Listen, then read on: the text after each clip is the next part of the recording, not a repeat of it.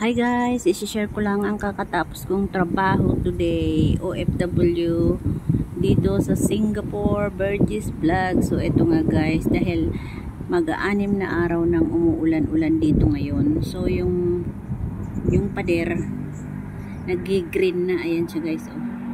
So dahil marami akong nasalok na ulan, inis-is ko yan kasi ayaw ni among nakikita yan na yung mga pader na may mga lumot-lumot.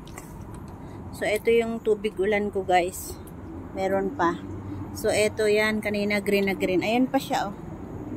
Kita nyo yun, green na yun, kaso hindi ko yan abot. So ito kanina green yan, yung wall.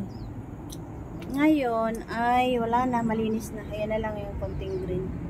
So yung mga sulok-sulok, ayan hanggang doon ay lininis ko yan guys. Sa third floor ako ngayon. Meron pa ako ditong natitirang tubig. Ayan. Tubig ulan. At mamaya iiskubahin ko ito gamit yung mahabang stick para hindi masakit sa likod. So kanina doon sa second floor, ayun, yung wall din na yon ay inis-is ko na rin. Kasama na yung lamesa na yon kasi malumot.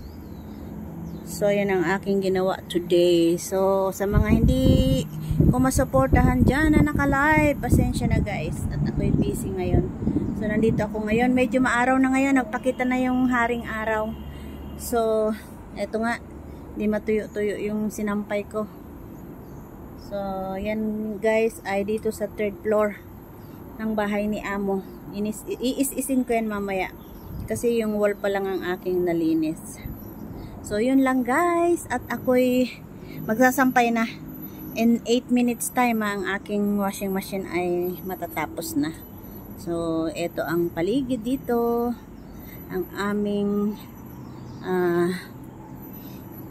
view. Ang view dito sa balkon. Ayan. Yung kapitbahay. Ayan, yung mga bahay na mga malalaki. So, ito naman yung aming kapitbahay sa baba na hindi namamansin. Yan. So, yun lang guys. Bye. Bye everyone.